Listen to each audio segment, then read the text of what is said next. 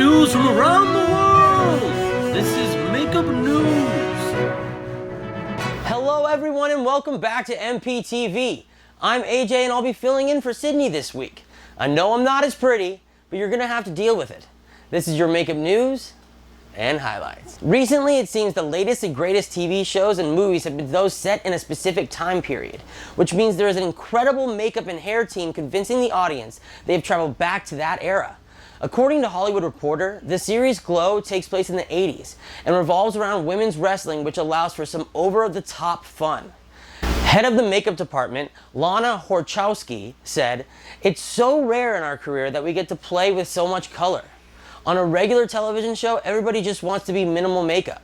But the 80s, it's just anything goes. The more colors you can fit onto your eye, the better. The brighter, the better. The more neon, the better. It's a makeup artist's dream, and also a girly dream." She also added that they used some makeup products from that era that still exist today to achieve the most authentic look they can. But there's always two sides to every story. We hear absolutely different take on the 80s from Chernobyl's hair and makeup designer, Daniel Parker. He saw the era through the eyes of Soviet Russia. Parker stated, "You're talking about 1986 in the USSR, so you have to look at what they actually had available, as far as makeup and hair products are concerned, which was extremely little. It's very much a question of getting it right for the period, looking into the hall records and just making that everybody was absolutely 100% correct to the period, without them looking plastic, without them looking fake.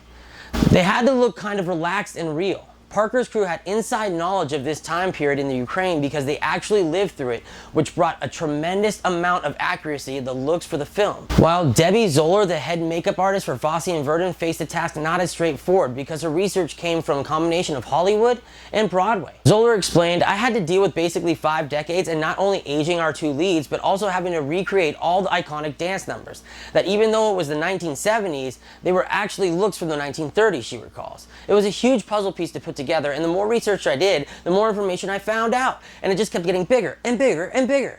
But everything that I had done prior to this was just setting me up to do this project," Zoller says. "I have luckily researched foundations and powders and colors for each period, so I was able to create a palette for each period, each decade.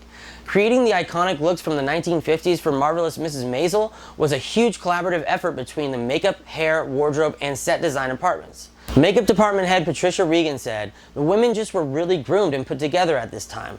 It goes into all details. Shoes, gloves, hats, purses. Everything plays into our color scheme. That's the most exciting thing, and at the same time it was the most challenging, because we're trying to find colors that are correct to the period that are not necessarily available.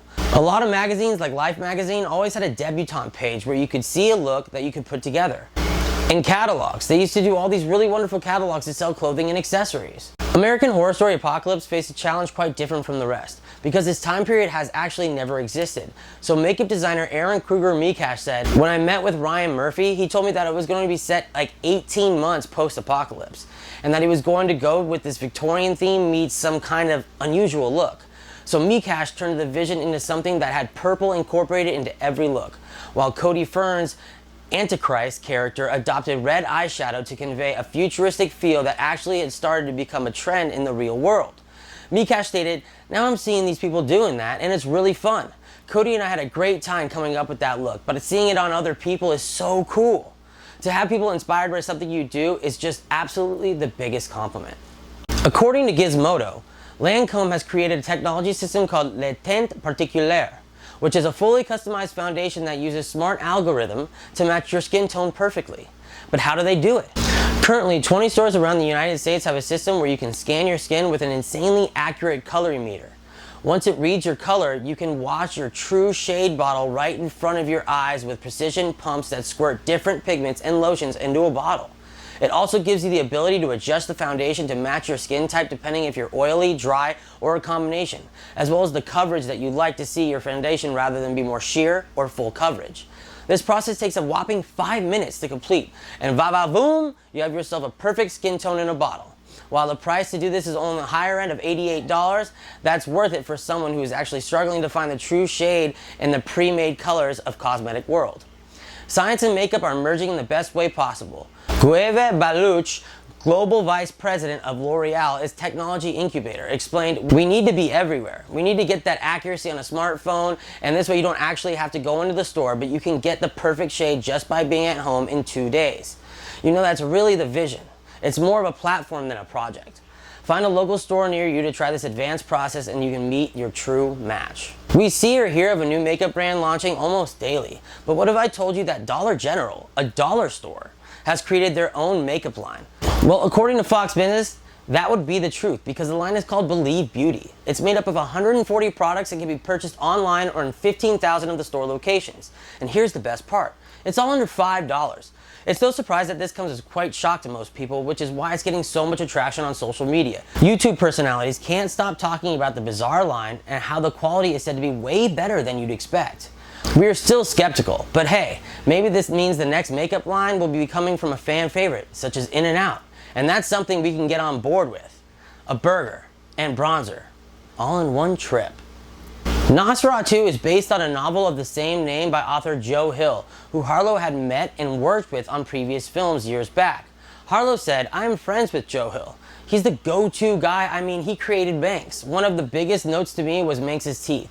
Even when he's in the earlier stages, are still very sort of desiccated. It's like 1800s dental work." Harlow expressed the challenge that presented when creating an old age makeup because it's so much more difficult to create something that already existed, especially when trying to convince the audience of an illusion that the character is real and no makeup is being used. But when you create something that doesn't exist, there's much more leeway for the imagination. Harlow said Age 100 was about 3 to 3.5 hours to get him ready. Yeah, I mean, it's a long time to get it done correctly because it's an old age and it's a realistic makeup. It took what it took, and that was about 3 to 3.5 hours. Nosferatu trying to do 4 stages of an age makeup that looks absolutely believable is very difficult. You know that's a challenge. That's a big challenge trying to fool people in real life. And you know once you do, you'll know you'll be able to do that on film. Thank you so much for tuning in to this episode of MPTV. I'm AJ, and this is your makeup news and highlights. And as always, respect the craft.